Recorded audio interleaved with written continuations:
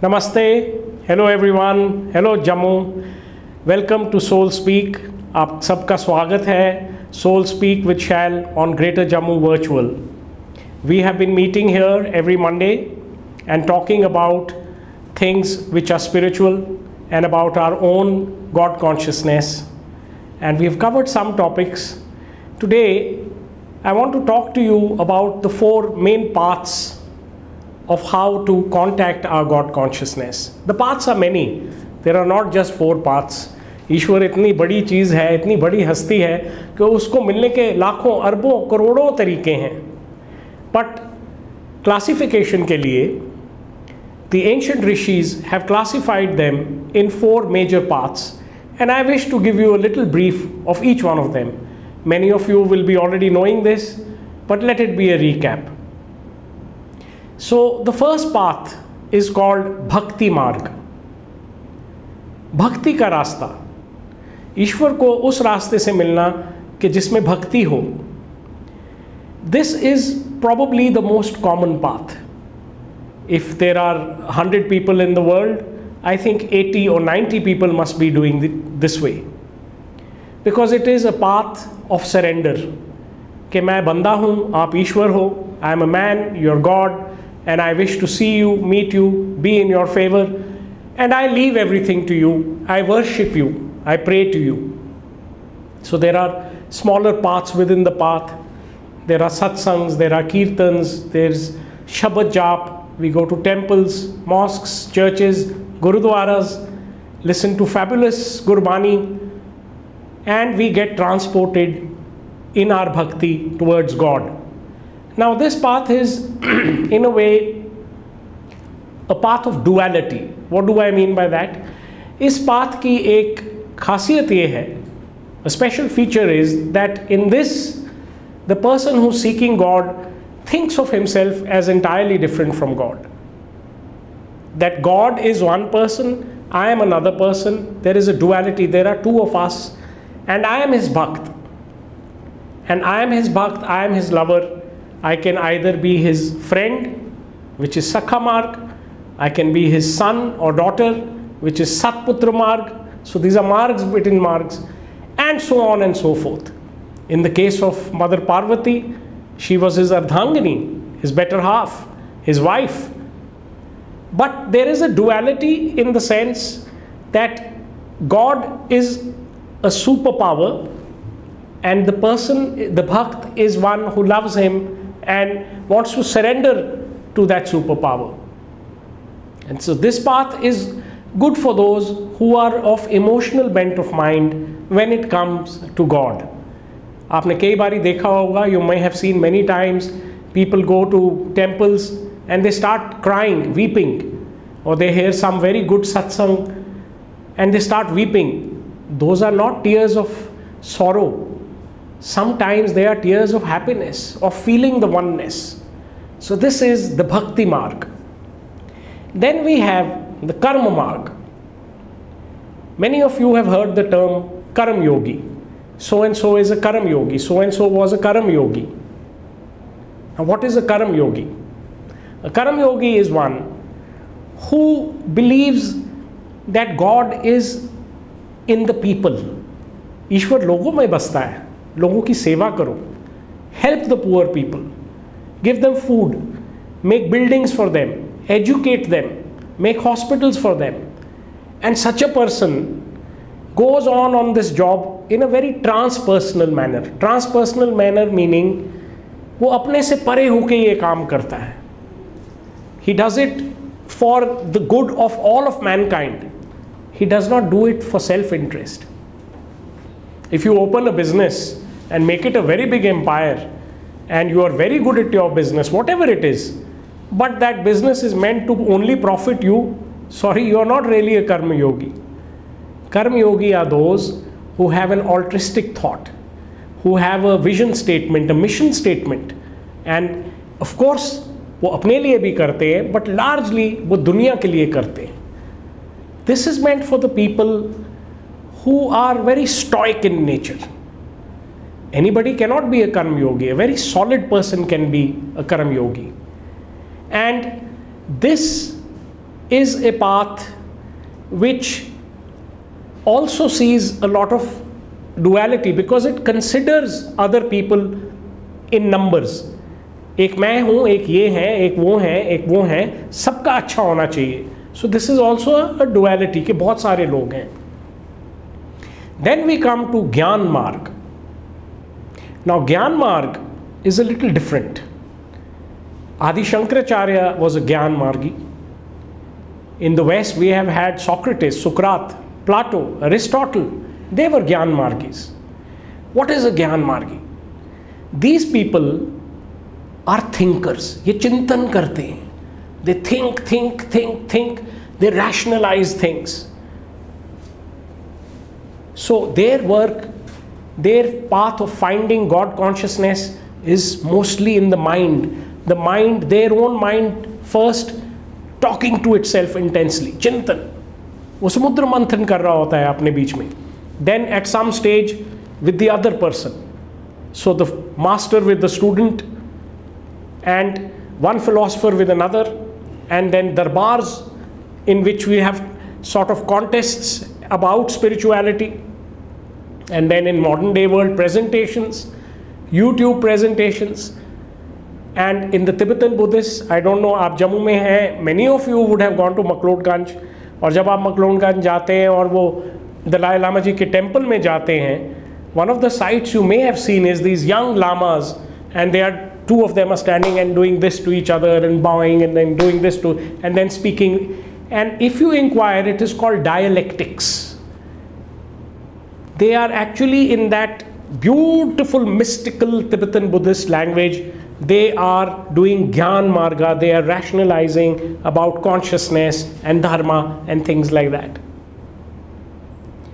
Now the Gyan Margi, is he dual or non-dual? This is a very interesting thing. He begins from duality like us. Duality again means एक मैं हूँ, एक और है, और भी लोग हैं. एक चीज़ होती है non-duality कि सिर्फ एक है. There is only one. But the Bhakt is not in that to begin with. The Karma Yogi is not in that to begin with. The Gyan Yogi begins with a duality but starts coming to a non-duality. कि ultimately he realizes consciousness is one. सब एक है. That is his path. It is a tough path. Sometimes it is called armchair philosophy, but that's not fair. It is not just armchair philosophy. Some of these great Gyan Margis, they walk their talk. वो अपने सारी जीवन लगा देते हैं इस चीज़ में, दाव पे लगा देते हैं. So we must respect that also. It is meant for those who are naturally very intelligent to begin with, who like to go into things. It is meant for front benchers, people who were very good in school and college usually. Or then some of us have our real education and our mind opens up after we leave formal education. But in any case, it is for those who are ready to tax their brain, who are ready to rationalize things, to reason things. And then lastly, we come to what is called Raj Yoga. Many of you would have heard of Raj Yoga in the Kundli, which the Jyotish people tell you. That is something different. That's a particular placement of your planets. But the Raj Yoga that I am talking about is my favorite one. It is the path of the Dhyani, the meditator, the yogi. वो क्या करता है? He sits in dhyana and he closes his eyes and he tries to focus on the one consciousness. He tries to focus on the third eye, on the Bhrumadhya. He tries to see what is the source of all things behind all the senses that we have. Our senses of seeing, hearing, smelling, touching. और जो आप किसी अच्छे ध्यानी को मिलोगे या कोई किताब पढ़ोगे, they will tell you that a good meditator Even when he closes his eyes, he sees lights. Even when he sits in a room where there is no noise, he can hear sounds, he can hear bells. Even when he is in a place where there is nothing from where some smell should come, he can smell scents.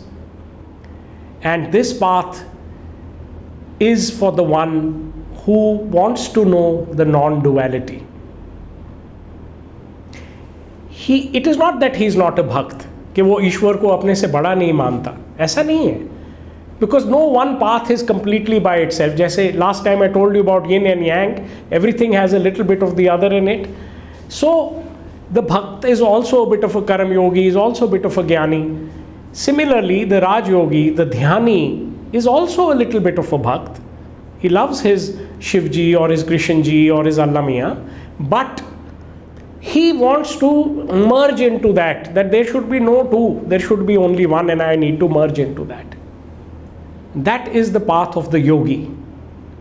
And now, when you have had some idea about what are the four major paths, and you can choose your own path also, you know yourself best. You know whether you are emotional, you know whether you like to serve others, you know whether you are actually an intelligent person, and you know if you like to close your eyes and go in dhyan. So please choose for yourself a path and go for it.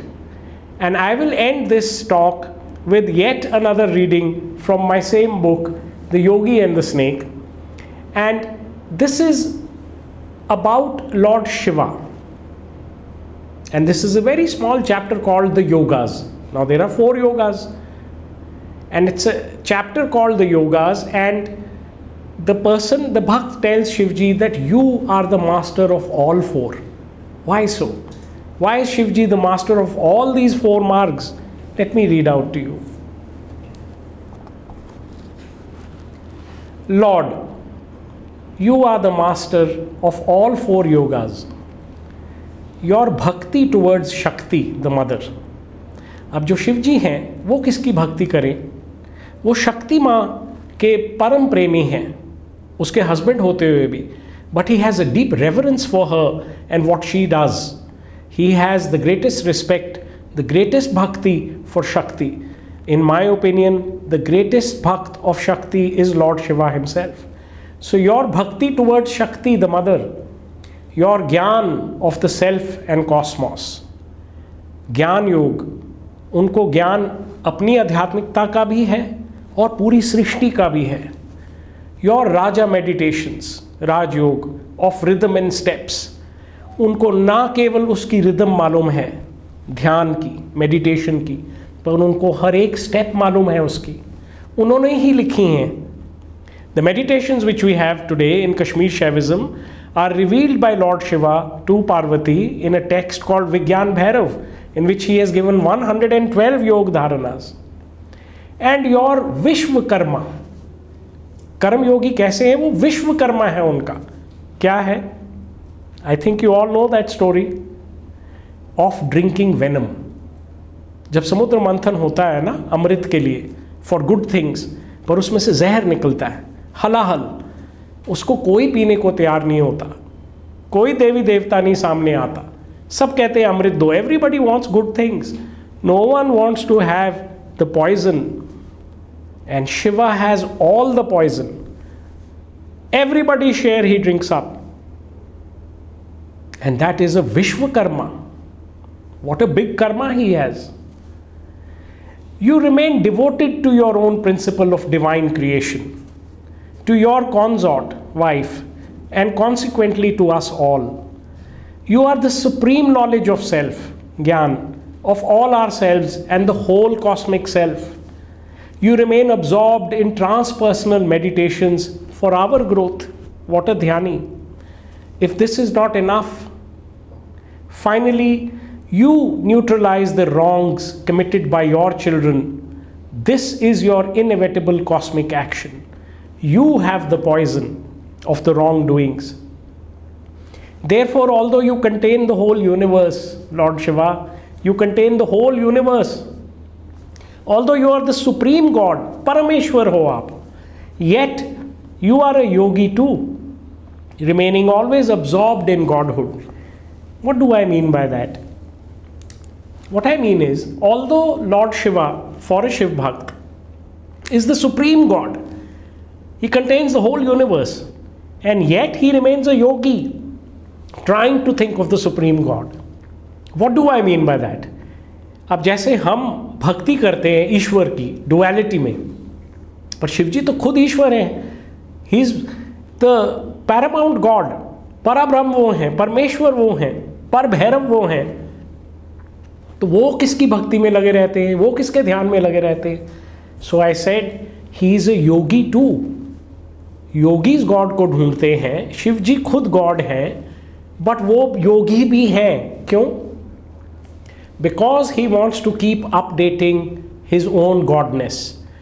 If you have gone to a doctor, when you're sitting in the outside room, you will notice on the table there are some magazines, dental magazines, doctory magazines. They are updates. Every good doctor keeps updating himself periodically. Shivji is like that too. He updates himself every time with us. He learns with us.